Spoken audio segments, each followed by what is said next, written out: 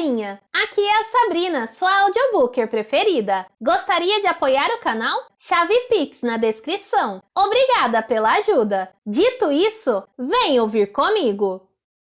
A praia.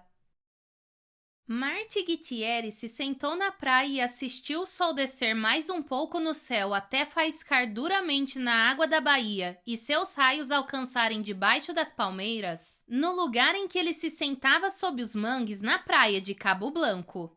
Até onde podia determinar, estava sentado próximo ao ponto em que a garotinha americana estivera 2 dias antes.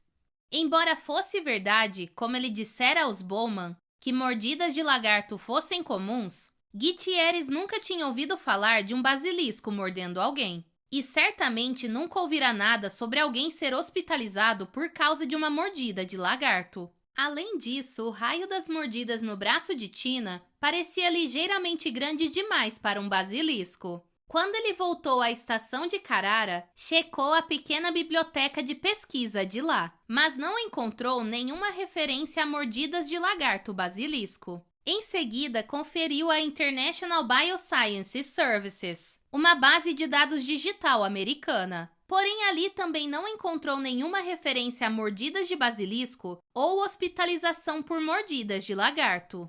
Então, ligou para o oficial médico em Amaloia, que confirmou que um bebê de 9 dias, enquanto dormia em seu berço, havia sido mordido no pé por um animal que a avó, a única pessoa a vê-lo de fato, disse ser um lagarto. Subsequentemente, seu pé inchou e o bebê quase morreu. A avó descreveu o lagarto como sendo verde com listras marrons. Ele mordera o bebê várias vezes antes que a mulher o espantasse. Estranho, disse Gutierrez. Não, parecido com todos os outros, respondeu o oficial médico, acrescentando que ele tinha ouvido falar de outros incidentes de mordidas. Uma criança em Vasques, o vilarejo mais próximo subindo a costa, havia sido mordida enquanto dormia, e outra em Puerta Sotero. Todos esses incidentes haviam ocorrido nos últimos 2 meses. Todos envolviam bebês e crianças dormindo. Um padrão tão novo e distinto levou Gutierrez a suspeitar da presença de uma espécie até então desconhecida de lagarto. Isso era particularmente provável de ocorrer na Costa Rica. Com apenas 120 quilômetros de largura em seu ponto mais estreito, o país era menor que o estado do Maine. Ainda assim, dentro de seu limitado espaço, a Costa Rica tinha uma diversidade notável de habitats biológicos. Costas litorâneas tanto no Atlântico quanto no Pacífico. 4 cadeias de montanhas separadas, incluindo picos de 3.500 metros e vulcões ativos. Mata Atlântica, florestas de altitude, zonas temperadas, manguezais pantanosos e desertos áridos. Tamanha diversidade ecológica sustentava uma espantosa diversidade de vida animal e vegetal. A Costa Rica tinha 3 vezes mais espécies de pássaros do que toda a América do Norte. Mais de 1.000 espécies de orquídeas. Mais de 5.000 espécies de insetos. Novas espécies eram descobertas o tempo todo a uma velocidade que aumentara em anos recentes por um motivo triste. A Costa Rica estava sendo desmatada. E quando as espécies da selva perdiam seus habitats, mudavam-se para outras áreas. Algumas vezes transformando também seu comportamento. Portanto, o surgimento de uma nova espécie era perfeitamente possível. Mas junto à empolgação por uma nova espécie, vinha a preocupante possibilidade de novas doenças. Lagartos eram portadores de doenças virais, incluindo um número considerável das que podiam ser transmitidas ao homem. A mais séria era a encefalite central sáurea, ou ECS, que causava um tipo de doença do sono em seres humanos e cavalos. Gutierrez sentia que era importante encontrar esse novo lagarto, no mínimo para testá-lo para doenças. Sentado na praia, ele assistiu ao sol cair mais um pouco e suspirou.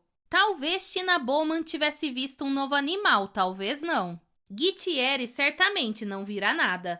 Naquela manhã mais cedo, ele havia pegado a pistola de pressão, carregado o pente com dardos de ligamina e partido para a praia esperando encontrá-lo. Mas o dia fora desperdiçado. Logo ele teria que começar a subida da colina voltando da praia. Não queria dirigir por aquela estrada no escuro.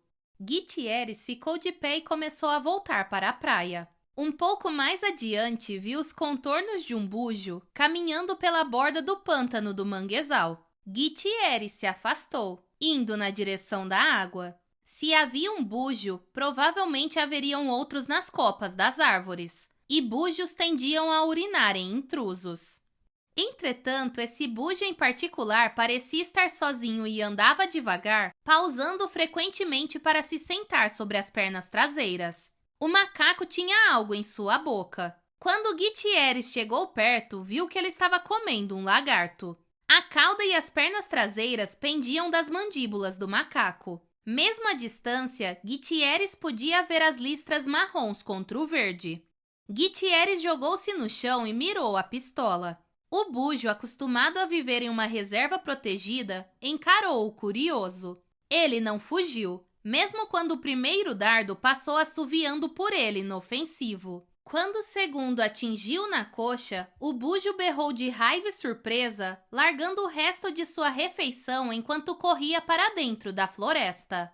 Gutierrez levantou-se e se aproximou. Não estava preocupado com o macaco. A dose de tranquilizante era pequena demais para lhe causar algo além de uns poucos minutos de tontura.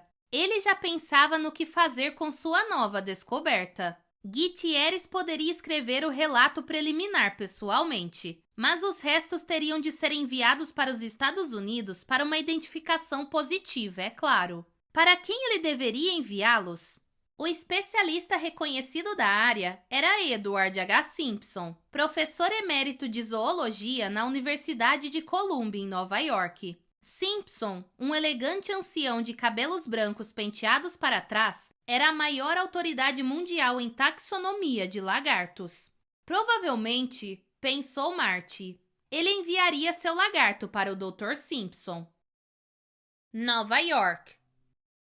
O Dr. Richard Stone, chefe do Laboratório de Doenças Tropicais do Centro Médico da Universidade de Colômbia, destacava com frequência que o nome conjurava um lugar mais grandioso do que era na verdade. No início do século XX, quando o laboratório ocupava todo o quarto andar do prédio de pesquisa biomédica, equipes de técnicos trabalhavam para eliminar os flagelos da febre amarela, malária e cólera. Mas sucessos médicos e laboratórios de pesquisa em Nairobi, São Paulo, haviam feito do LDT um lugar muito menos importante do que fora um dia.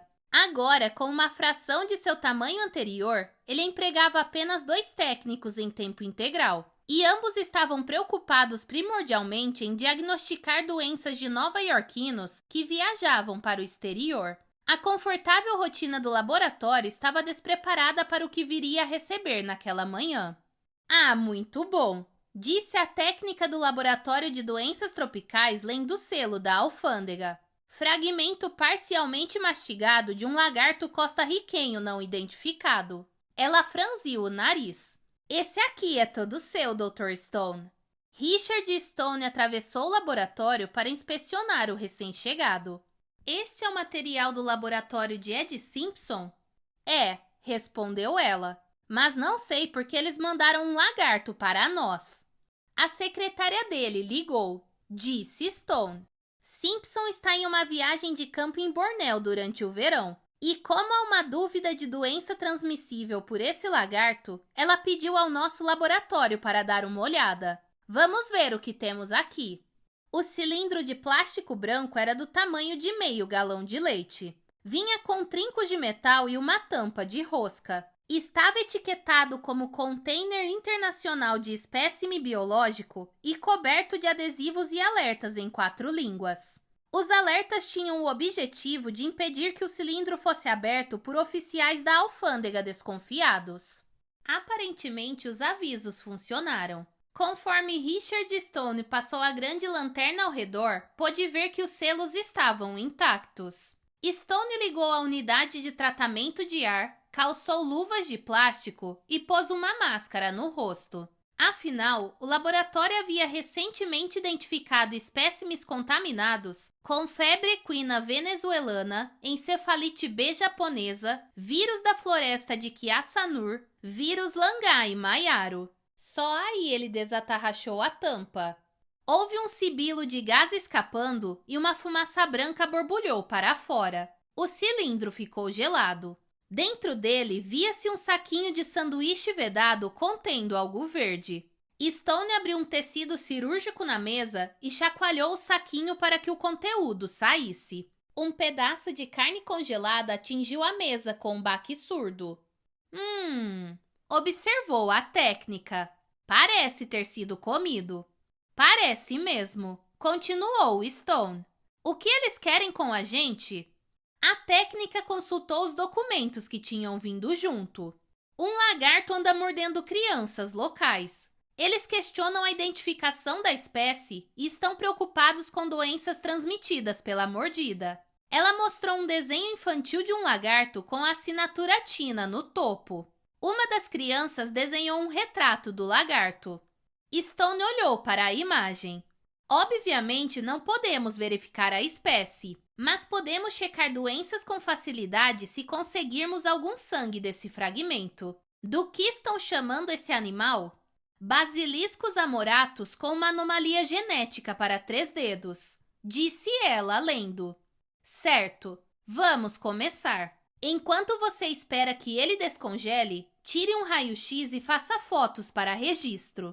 Assim que tivermos sangue, comece a testar anticorpos até obtermos algumas correspondências. Me avise se houver algum problema. Antes da hora do almoço, o laboratório tinha sua resposta. O sangue do lagarto não mostrava nenhuma reatividade a antígenos virais ou bacterianos. Eles tinham feito perfis de toxicidade também e descobriram apenas uma correspondência positiva. O sangue era levemente reativo à peçonha da cobra real indiana. Mas essa reatividade cruzada era comum entre espécies répteis, e o Dr. Stone não julgou o fato digno de nota, deixando de incluí-lo no fax que sua técnica enviou ao Dr. Martin Gutierrez naquela mesma tarde. Não houve questionamento algum quanto ao procedimento de identificação do lagarto. Aquilo iria aguardar pelo retorno do Dr. Simpson. Ele ainda estaria fora por várias semanas. E sua secretária perguntou se o LDT poderia, por favor, manter o fragmento do lagarto durante esse período. Dr. Stone devolveu ao saco plástico e enfiou-o no congelador. Martin Gutierrez leu o fax do Centro Médico de Colômbia, Laboratório de Doenças Tropicais. Era breve. Objeto de pesquisa: Basiliscos amoratus com anomalia genética, enviado pelo escritório do Dr. Simpson. Materiais: animal parcialmente comido. Segmento posterior. Procedimentos executados: raio-x, exame microscópico, RTX imunológico para doenças virais, parasitárias e bacterianas. Resultados: nenhuma evidência histológica ou imunológica para doença transmissível ao homem nesta amostra de basiliscos amoratus. Richard A. Stone, médico-diretor. Gutierrez fez 2 suposições com base nesse memorando. A primeira, de que sua identificação do lagarto como um basilisco havia sido confirmada pelos cientistas da Universidade de Colômbia. E a segunda, de que a ausência de doença transmissível significava que os episódios recentes de mordidas esporádicas de lagartos não representavam uma ameaça séria à saúde da Costa Rica.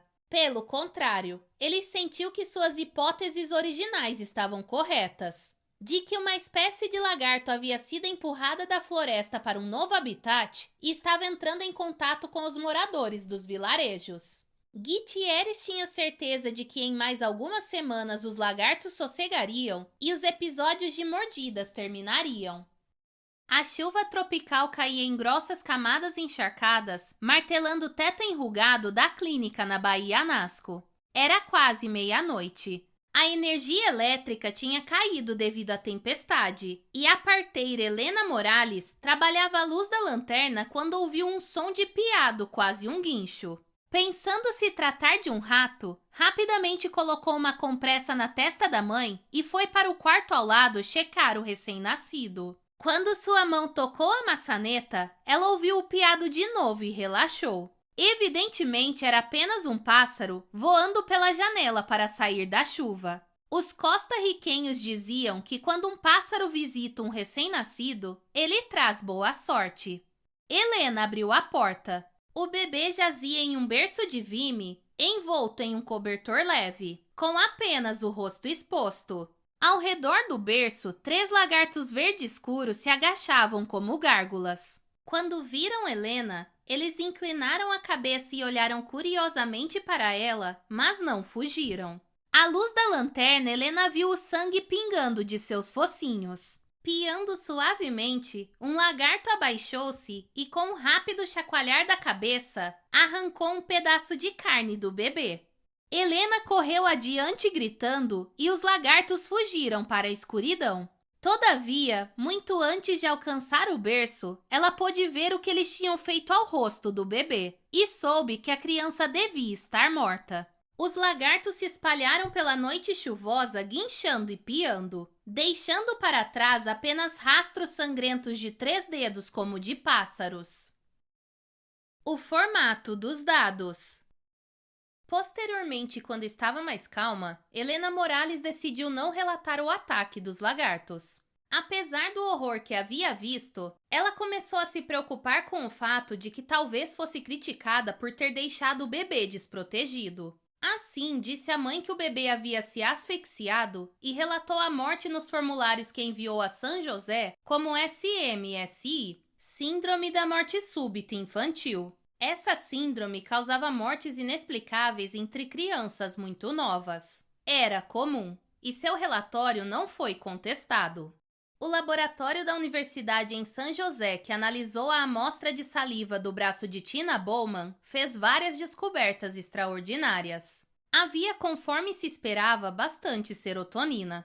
Todavia, entre as proteínas salivares, havia um verdadeiro monstro. Massa molecular de 1.980.000, uma das maiores proteínas conhecidas. A atividade biológica ainda estava sendo estudada, mas parecia ser um veneno neurotóxico relacionado ao veneno de cobra, embora mais primitivo em sua estrutura. O laboratório também detectou traços minúsculos de gama-aminohidrolase metilamina. Como essa enzima era uma marca de engenharia genética e nunca encontrada em animais selvagens, os técnicos presumiram se tratar de um contaminante do laboratório e não a incluíram no relato quando ligaram para o Dr. Cruz, o médico indicado em Punta Arenas. O fragmento de lagarto repousava no congelador da Universidade de Colômbia, aguardando pelo retorno do Dr. Simpson, que não deveria chegar por pelo menos mais um mês. E assim talvez as coisas tivessem continuado, não tivesse uma técnica chamada Alice Levin entrado no laboratório de doenças tropicais, visto a foto de Tina Bowman e dito: "Ah, foi essa criança que desenhou o dinossauro?" "O quê?" disse Richard Stone, virando-se lentamente para ela. "O dinossauro. Não é o que está desenhado? Meu filho desenha dinossauros o tempo todo." "Isso é um lagarto", disse Stone, da Costa Rica. "Alguma menina de lá desenhou um retrato dele." "Não", disse Alice Levin, balançando a cabeça. "Olhe para ele. É bem claro. Cabeça grande, pescoço longo, de pé sobre as patas traseiras, cauda grossa. É um dinossauro." "Não pode ser. Só tem 30 centímetros de altura." "E daí?" Havia dinossauros pequenos naquela época. Acredite, eu sei. Tenho 2 meninos. Sou uma especialista. Os menores dinossauros tinham menos de 30 centímetros. Minissauros ou algo assim. Não sei. Esses nomes são impossíveis de se gravar. Você nunca vai aprender esses nomes se tiver mais de 10 anos. Você não está entendendo. Este é um retrato de um animal contemporâneo. Eles nos mandaram um fragmento do animal. Está no congelador agora. Stone foi pegá-lo, chacoalhando o saquinho até o fragmento sair. Alice Levin olhou para o pedaço congelado de perna e cauda e deu de ombros. Ela não tocou nele. "Eu não sei", disse ela, "mas aquilo parece um dinossauro para mim." Stone balançou a cabeça. "Impossível." "Por quê?" disse Alice Levin. "Poderia ser um resto ou remanescente, ou seja lá como os chamam." Stone continuou balançando a cabeça. Alice era ignorante. Era apenas uma técnica que trabalhava no laboratório de bacteriologia no final do corredor. E tinha uma imaginação ativa. Stone se lembrou da vez em que ela pensou estar sendo seguida por um dos atendentes cirúrgicos. Sabe, disse Alice Levin, se isso é um dinossauro, Richard, pode ser importante. Não é um dinossauro. Alguém o analisou? Não. Bem, leve para o Museu de História Natural ou algo assim. Você deveria levar mesmo. Eu ficaria envergonhado. Quer que eu leve para você? Não, não quero. Você não vai fazer nada? Absolutamente nada. Ele colocou o saquinho de volta no congelador e bateu a porta. Não é um dinossauro, é um lagarto. E seja lá o que for, ele pode esperar até o Dr. Simpson voltar de Bornéu para identificá-lo. E acabou, Alice. Esse lagarto não vai a lugar nenhum.